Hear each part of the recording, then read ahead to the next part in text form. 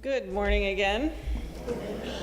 I have a confession to make, but before I make the confession, I want to just say, you know how last week I told you if I ever say anything up here that sounds a little weird to you or whatever, you can come talk to me?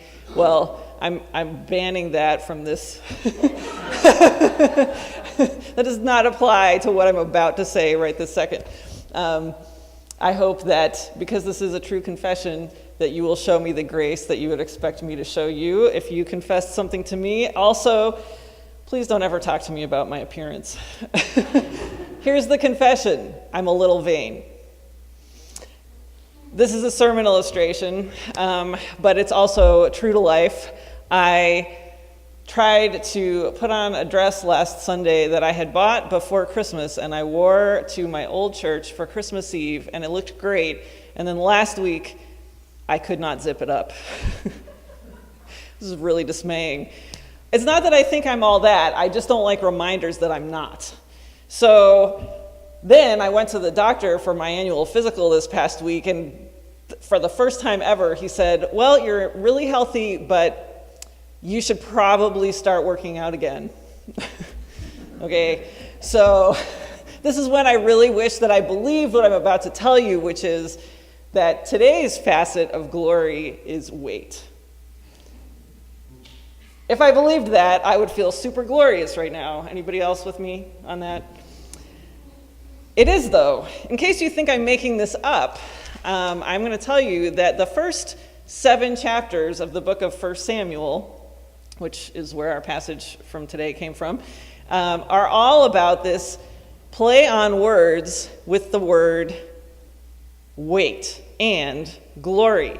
In Hebrew, the word that we translate glory, kavod, means, and the word that we translate heavy, kaved, are almost the same. A rabbi that I know tells me that the Jewish concept of glory denotes honor, weightiness, and importance. So these two words get played off each other for 7 chapters in the book of 1 Samuel, and also the concepts around those two words like weight or fullness or emptiness.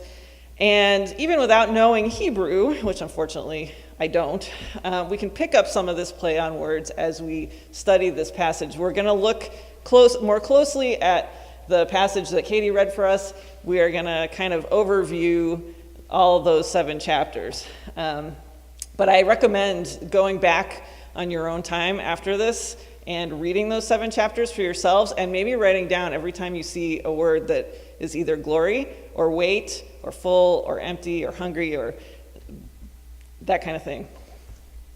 All right. So I think what we will discover as we go through this study today is this glorious God of ours, who is, as our passage says, a rock. Speaking of rocks, for the past couple of weeks, we have been comparing glory, the concept of glory, to a diamond. One of the ways we assess the value of a diamond, as you know, is by weighing it. What's the measure of weight for a diamond? Carat, exactly. As Commodity Online, whatever that is, says, if other factors are equal, the more a stone weighs, the more valuable it will be. Our analogy still holds. A facet of glory is weight. We don't measure God or people in carats, of course, but even non-spiritually speaking and non-literally speaking, we sometimes do use weight in a positive context. If someone makes a really good argument that has a lot of substance behind it, we say that argument has weight. We probably don't hear too much of that kind of argument anymore. That's not the kind that you discover on Facebook very often. And we also don't discover always the kind of person in the public eye who might be described as weighty, someone with gravitas. I don't know if people even use that word anymore because we don't see it too much. But gravitas means some kind of distinction, honor, dignity, and it's related to the word gravity, as you can guess. So last week we talked about how glory is the essence of a thing. Glory is what a thing is. And we also talked about how the more real, the more is a thing is, the more present it is. And I think we can see that weight kind of goes along with that. Kind of like Barb was talking about, something is big, you feel its presence. Even on a negative plane, maybe, if you use the phrase, there's an elephant in the room, the reason we talk about it like that is because it's not literal, there's not literally an elephant in the room, but something is going on, there's a dynamic that feels really present, that feels really weighty. Maybe people don't want to talk about it. So these things all kind of go together. That is why they are facets of one thing, which is glory. Last week we also talked a little bit about how in a world where God's glory is sometimes hidden and where humans try to be God, things are not always as they seem. So we tend to think that things that we can see or touch are more real, more present, more weighty, more delightful. Those are all facets we've talked about already, than the things that we can't. And so we talked about the Israelites last week, and they made the golden calf to worship because they couldn't see God. But the glory of the golden calf, the essence of the golden calf was gold. The essence, the glory of the one true God is love. We live in an upside down world, and when God is present, when God comes into the picture, he flips everything actually back the way it's supposed to be, but because we're used to the other way, it feels upside down, it feels kind of chaotic and unexpected. Today, Katie read us a prayer that is also a song. It's a song by a mother who couldn't have kids after she had her first kid.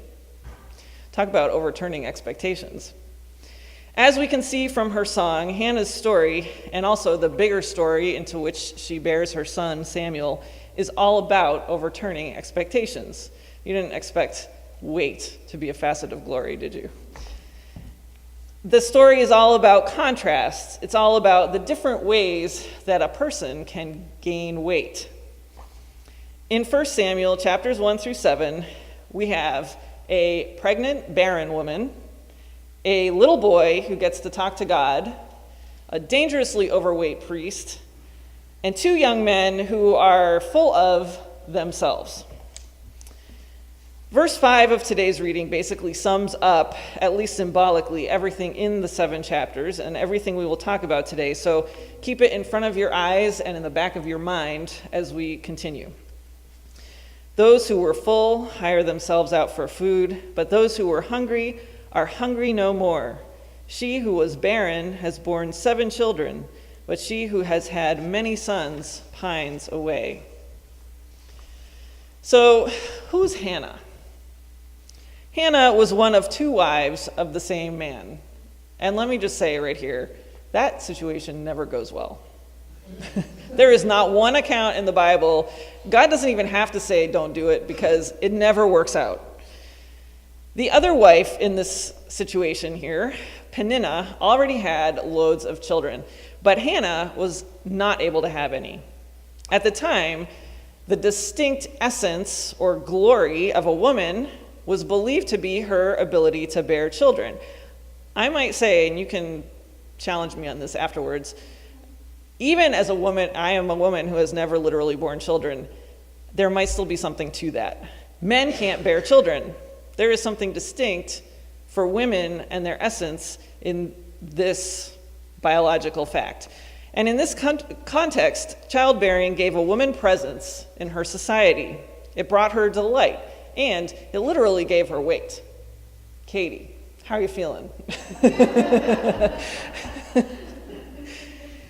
When you read Hannah's story, you find a woman who knows who she is. She knows what her essence is, but she is deeply unhappy because she is unable to live her glory, and her rival, as the Bible calls Peninnah, mocks her incessantly for this. Hannah is so upset she can't even eat. She is as empty as she could be. But the words of the prayer in chapter 2 are not the words of an empty person, are they? Hannah's first words of her song are, "My heart rejoices in the Lord. In the Lord my horn is lifted high. My mouth boasts over my enemies, for I delight in your deliverance." Hey, did you notice the word delight in there? What happened? Well, Hannah had a baby, for one thing. But I believe something else happened too. I believe that Hannah had an encounter with the glorious present God. God became present to her, and God gave her her weight. Because then she sings, "There is no one holy like the Lord. There was no one besides you. There is no rock like our God." Sure, it makes sense that she's thanking God for this baby because she was barren before this. But this song is a lot more about God than it is about the baby. And it's a lot more about general human experience than it is about pregnancy. She talks about eating and being hungry and life and death and armies and fighting and all kinds of stuff that is not just specific to a woman's situation. Hannah is recorded as praying earlier in this story too, by the way, in chapter 1. But that prayer she prays out of the bitterness of her soul. Hannah's approach is a good example to us. She goes to God in sorrow and in joy. What triggers her first prayer is a particularly difficult interaction with her rival wife and a sweet but kind of oblivious interaction with her husband. And so Hannah is looking for glory. Is that okay? Is it okay for a person to look for glory? I'm not going to lie. I don't really appreciate glory seekers very much. I struggle when people seem like their goal is to make themselves look good. I feel uncomfortable when people seem like they're trying to make themselves seem better than me. And I don't like promoting myself either, which is why I'm a little conflicted about Facebook, even though I use it all the time. And I'm a little inconsistent with it.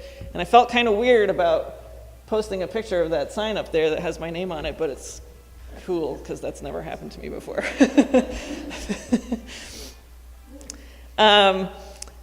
So I'm not a big fan of these people that are trying to promote themselves all the time. I don't know how you feel about it. But most of the time, when people are seeking glory and acclaim for themselves, here's the thing. They're not really promoting themselves. They are promoting something that they're not, or they're exaggerating an aspect of themselves and downplaying everything else. And they're seeking their glory from other people or at the expense of other people. That's what Peninnah was doing. She was gloating at the fact that she could have lots of kids and Hannah was barren. Hannah, on the other hand, was seeking her glory, the fulfillment of her true self, not from her rival, not from Eli the priest, who, when he saw her praying so hard, thought she was drunk, not even from her husband. She was seeking glory straight from God. Remember how last week we said that a person's glory, a person's essence, is directly related to the glory or essence of the thing or the one that they are worshiping? Hannah is going straight to the source. In the end, though, it's not really about her seeking glory for herself at all. It's not really about the baby. She is just seeking to be filled and fulfilled by the only one who can truly make her who and what she is meant to be. She says in chapter 1, verse 11, "Lord Almighty, if you will only look on your servant's misery and remember me and not forget your servant, but give her a son, then I will give him to the Lord for all the days of his life." Whoa, that's a pretty big promise. This is not just about her. This is something about God.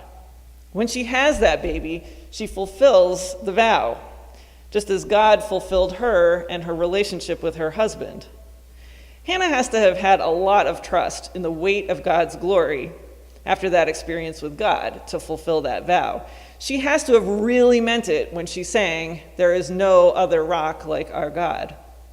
She has to have really meant it too when she sang, as verse 3 has it, "For the Lord is a God who knows, and by him deeds are weighed. Even deeds are weighed. And the standard of measurement is not carats, but God himself. Glory is weighty. It has substance. God used Hannah to foreshadow in her song what God was going to do in Israel and in the center of worship there through her boy Samuel. God, in effect, made Samuel the scale, and God was the weight, and what was being weighed was the deeds of the priestly family at the time. Only, did you notice that Hannah promised to give her firstborn to God?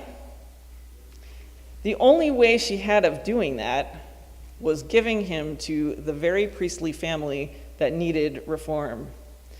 This takes a lot of trust in the glory, the essence, the love of God, because she has to have known they were not a nice family.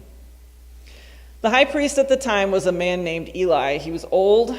We don't know whether Eli was a bad man or just kind of ineffective, but we could guess, based on his reaction to seeing Hannah praying, that he didn't know what a close relationship with God looked like, because he did not recognize praying. He thought she was drunk. That tells us something about him. He also had 2 sons, and they were bad men. They tried to gain weight. They tried to gain their glory through food and sex. Right after Hannah's song, we learned that Eli's sons, Hophni and Phinehas, are abusing the sacrifices that God instituted back in Exodus. The sacrificial system was set up to help people get right with God, both through the confession of sin and the offering of thanksgiving for God's provision. Even though the people were required to make these sacrifices, and the priests were intended to receive a portion of the meat, some of the portion was actually meant to be totally burned up as an offering to God, completely gone, and most of it was supposed to be cooked for the family that was offering it to eat during the festival celebration at the tabernacle. These priests, Hophni and Phinehas, were taking the best portions of the meat for themselves before any of it had been offered to God and before any of the families had been able to eat it themselves. And it's clear that the families of the priests were participating in this because later we find out that Eli is so morbidly obese that he dies by his own weight. He falls, he has a shocking piece of news. He falls and he breaks his neck because, the Bible tells us, because he was so heavy. His weight, his kaved, kills him. These 2 guys, who we find out had wives of their own, also molested the women who came to help out at the tabernacle. Me too? Hashtag me too, anyone? Here are some more priests, just like the Sadducees in Jerusalem at the time of Jesus, just like Aaron making the golden calf, taking advantage of the people and taking false glory, kaved instead of kavod, for themselves. Their deeds, as Hannah foreshadows in her prayer, are about to be weighed. By the end of the 7 chapters, Eli is dead, Hophni and Phinehas are dead, and because they cared more about themselves than the glory, the delight, the essence, the love, the presence, the weight, and the substance of God, the Ark of the Covenant, which represented the glory of God to the people, has been captured. God uses Samuel to get it back to Israel, but it doesn't return to the center of worship until many decades later, after Samuel's gone, actually. So what's the point? So far, we've had 3 sermons about glory, and in all 3, the priests are the bad guys. So it's probably a good thing that I told you a few weeks ago that when I preach to myself too, because with 2 that I know of exceptions, I'm the only clergy person in the room. So maybe this sermon is just for me, and you guys don't have to listen. Obviously, I wouldn't be right. What do you need this information for, though? Well, I would like to acknowledge that there are specific guidelines and warnings in both the New and the Old Testaments about what the characteristics of the leaders of God's people should be. I take these guidelines and warnings seriously.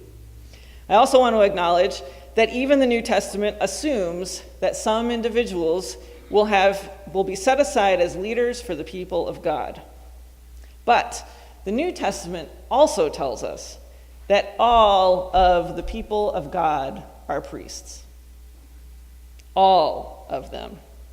If you belong to Jesus Christ, if you have, like Hannah, thrown yourself on God's mercy and love, and if you have promised to follow Jesus and glorify him, then you are a priest too. We are all priests.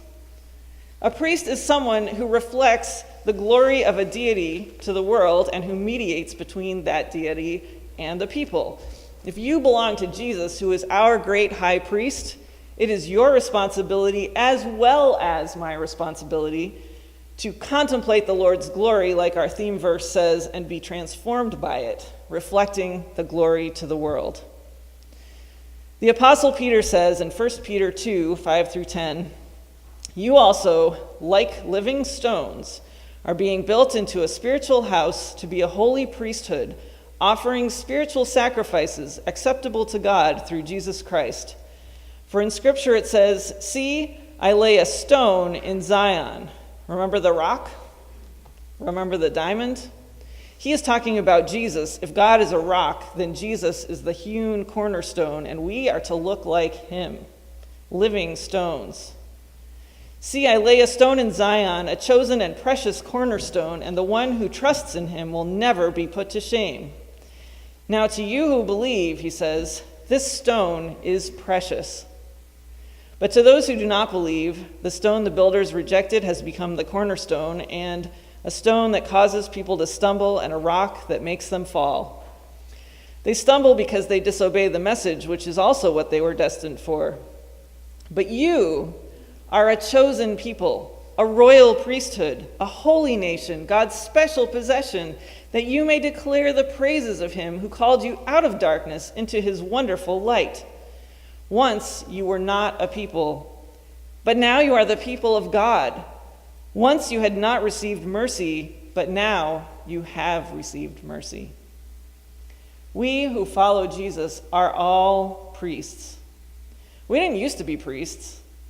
We used to get our weight, our substance, our identity in the world from other things. Empty religion, like all the priests we've been reading about, or money, or politics, or sex, or food, or our families, or a relationship, or alcohol, or drugs, or our career, or you name it.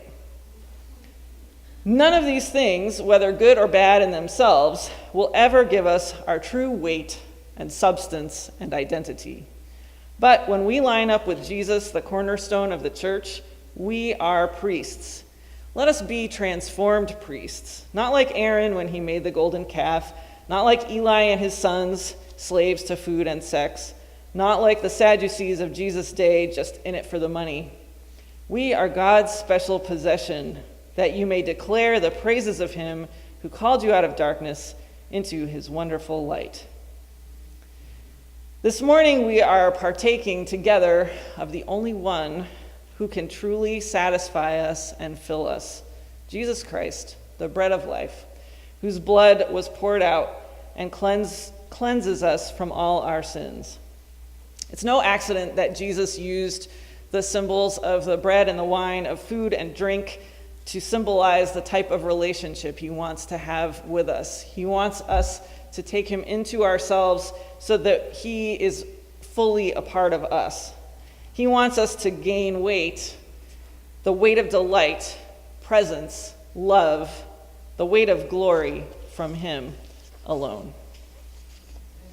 Amen.